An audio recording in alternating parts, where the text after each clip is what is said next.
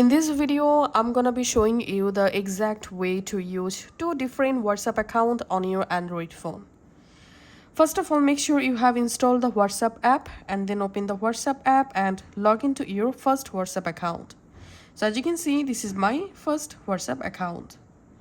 Now to use the second WhatsApp, you have to go to your Android phone settings. In your phone settings, scroll down and tap on Advanced Features.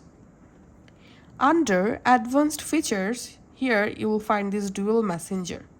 Or you can just search for Dual Messenger in this settings search icon. So tap on Dual Messenger and here you have to enable WhatsApp. And we can see you will be able to sign in to another WhatsApp account in the second copy of the app. Just tap on Install.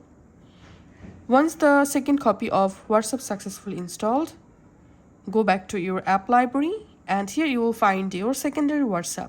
So this is my first WhatsApp. And now go to the second WhatsApp, tap on Agree and Continue and go ahead and log into your secondary WhatsApp account using a different mobile number. So that's how we can actually use two different WhatsApp accounts at the same time.